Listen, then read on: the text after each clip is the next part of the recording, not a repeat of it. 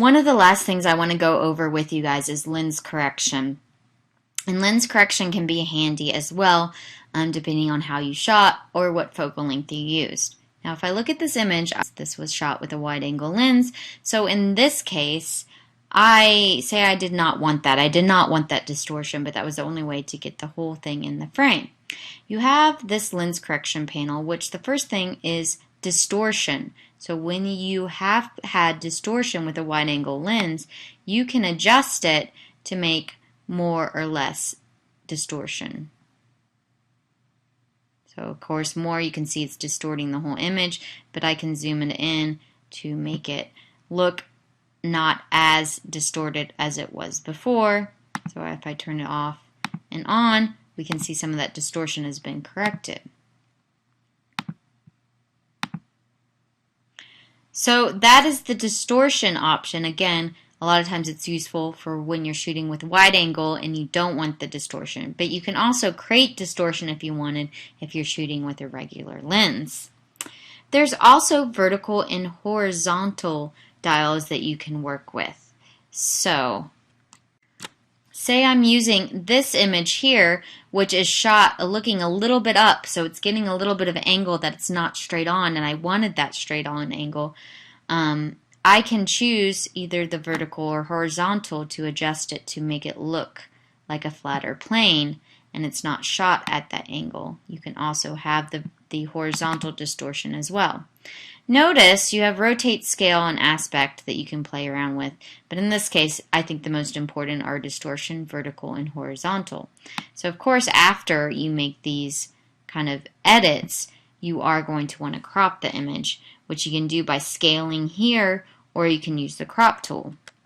This image was shot with a wide angle lens, so there's a little distortion. And notice as you're working and making changes, you have this nice grid to see if things are lining up. I also can work with the vertical if I want it to make it look a little bit straight on. I can scale it from here. I also can rotate it and see if it all looks like it's a little bit more in line.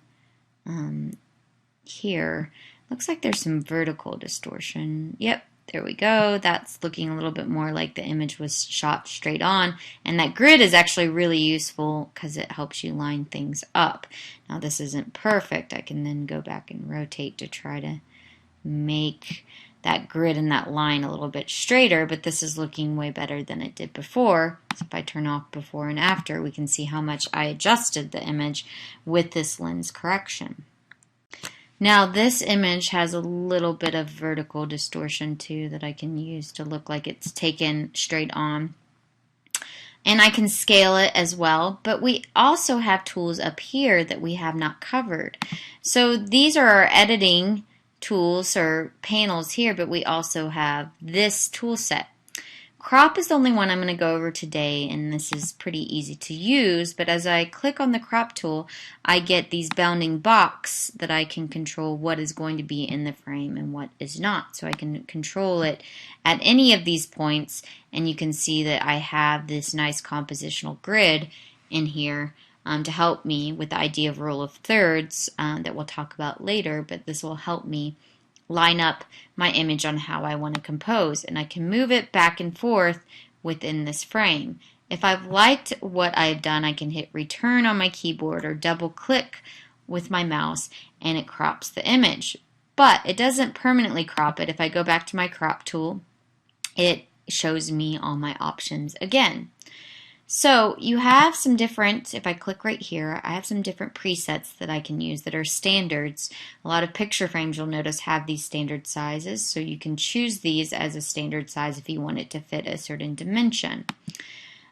You can also lock dimensions as well, so unlock if I don't want it to keep the same size. So if I wanted to crop in and out in a particular way and not keep the aspect ratio, I can unlock it, but I'm going to do a shot and it's locked, so it will always keep that same aspect ratio. I think that's important to note because if I unlock it and I adjust these sides, it's going to look really obviously cropped if I have this weird size dimensioned image. Go back. to as shot and lock it. Oop. And it's locked. Another tool you have is the tool that you can click and drag, and you can make a starting and ending point of what you want the bounding box to be, and then you can crop it. So you have this little tool you can remove and use. But even handier, you have a level. So say you wanted to make a line or certain part of your image straight, you can use this level, make a starting and ending point of the area you want level, and it rotates the image for you. And then if I hit, it should make it straight. It doesn't look that straight. Maybe I did a really bad job.